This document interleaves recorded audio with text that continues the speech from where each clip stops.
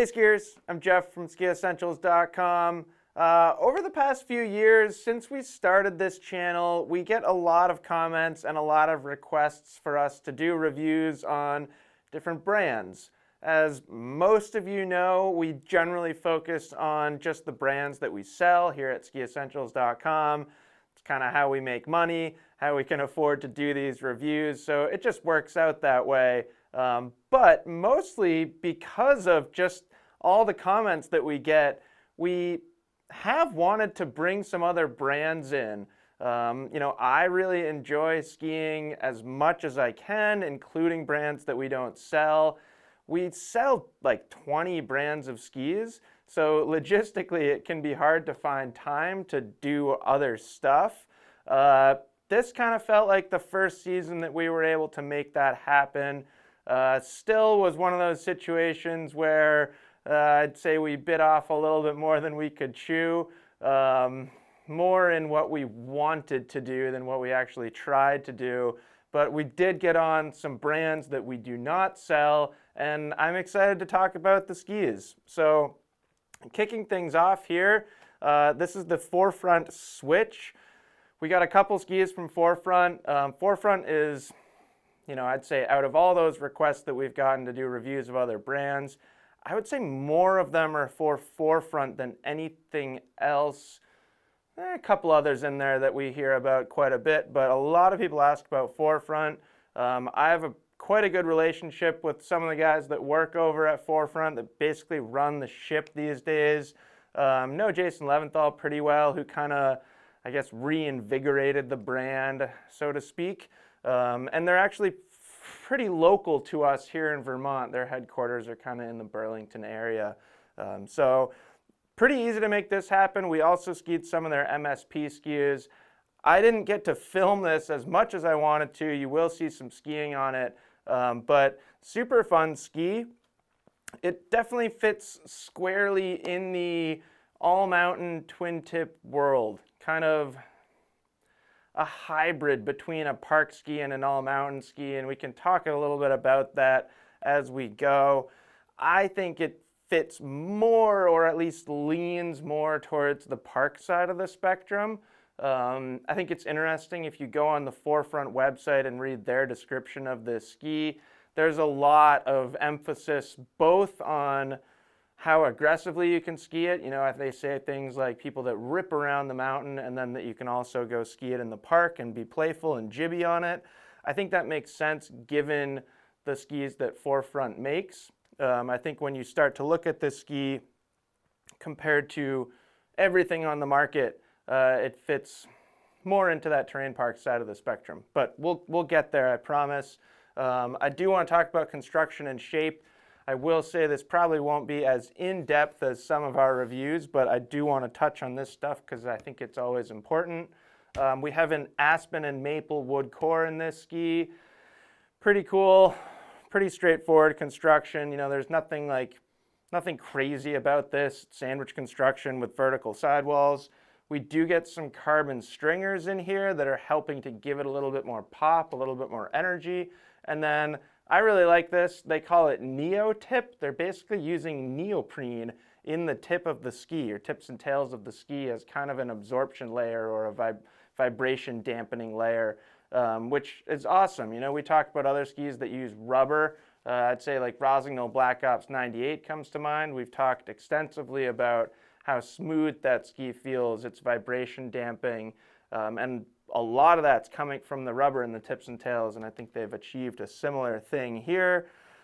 And then from a shaping, actually before I get to shape, I should say pretty darn light. This is the 177 centimeter length that I have here, and just over 1,600 grams in this ski. This demo Griffin does make it a little bit more beefy, but the ski itself is pretty darn light. All of that construction adds up to I would say reasonably soft flex pattern. There are definitely softer skis out there in the world, but this is not what I would describe as a stiff ski by any means. And I do think that comes across in how it skis, and that's one of the reasons why I was kind of alluding to my opinion that it kind of fits more in the park world. From a shaping perspective, 5 millimeters of camber in this ski, so at least that's how Forefront lists it. It's got to be at least that, right? Like that looks like almost more than a centimeter to me if you put both skis together, but I'd say 5 millimeters each is about accurate. And then almost even tip and tail rocker in this ski. A little bit longer in the tip than in the tail, and I would say that for a 99 underfoot twin tip, this is not a crazy amount of rocker. You definitely see other skis with a lot more rocker in the tips and tails, both in length and in splay, how much they rise. I suppose I should have brought this up at the beginning of the video. This is technically the 2023 graphic here. Pretty good looking ski. For 2024, I just got this information from the guys at Forefront the other day. The ski itself does not change structurally or shape or anything like that. The performance is going to be identical. What does change is it gets a new top sheet and it looks something like this. So you can take this review and apply it to that 2024 model year or 2024 graphic as well. Judging by their website, they don't have too many of this graphic left. So anyways, with all that said, I think we can get into the performance side of it. We generally start with groomers and things like this, and we can start there for this too, although I definitely don't think that's the highlight. 19-meter turn radius in this ski. I think I kind of glossed over that with shape, and it is pretty soft in the tips and tails. You know, as we just looked at, that is a relatively soft flex pattern, and there's also some early taper in this ski too. You know, I haven't used this term in a while, but I would say this kind of has that like javelin-shaped tip to it, where it's not aggressive early taper, but it definitely straightens out and then is kind of like almost more pointy than rounded in the tips and tails. You see a lot more skis these days with more of a blunt finish to it. So when you add up those things, pretty soft flexing tips and tails, relatively long turn radius, some taper, some rocker. Definitely not a ski that's like ripping you into a carving turn. If you're kind of thinking about turn entry, they have other skis like the MSP 91. That ski definitely feels to me like it enters a turn more aggressively. This ski kind of has to be like bent into a turn. And as you'll see in some of this footage, in softer snow, you almost didn't have enough to push against, or at least that's how I felt on it, kind of cruising down some softer groomers. What it does do on groomers that I think is super fun is it's very, very playful, very bouncy, super easy to load up energy in different portions of the ski. So whether you're kind of like ollieing or popping off a natural hit or something like that, they're just super fun. So for me, when I'm skiing a groomer on this ski, I'm not really thinking about carving at all.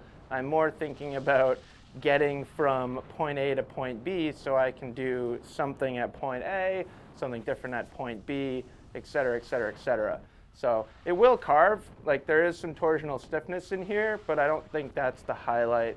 On the other side of the spectrum, edge release is super easy.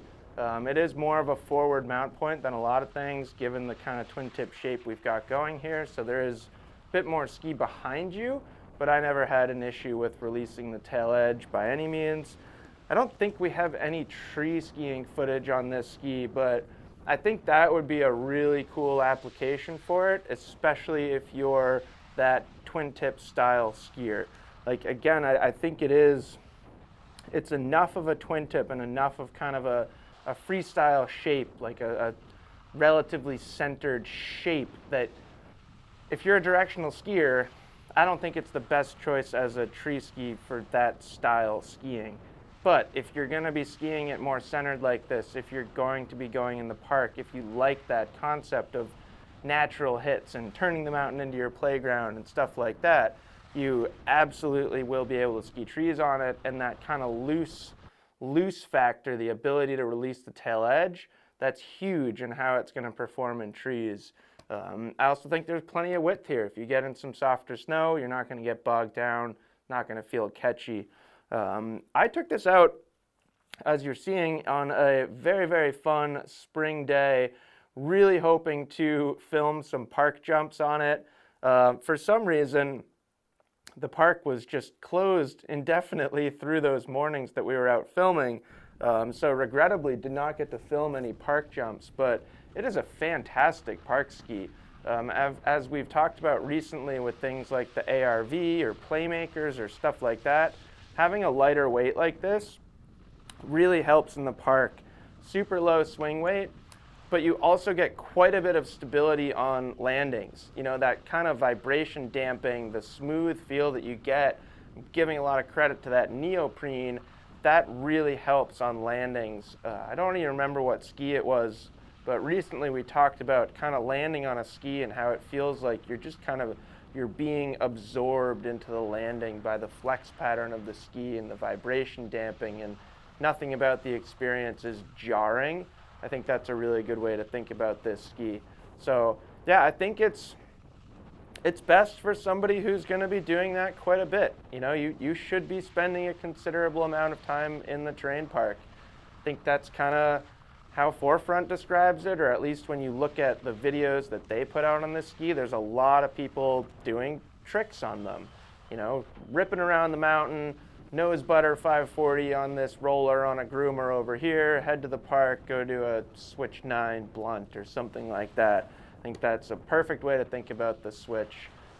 And again, kind of going back to Forefront's description of this ski on their website, they talked quite a bit about how hard you can ski it.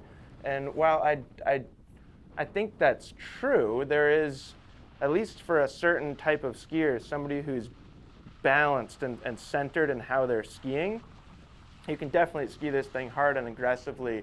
I just wouldn't want people to kind of put it in the wrong category of skis based on a description like that, and I wonder if maybe that happens.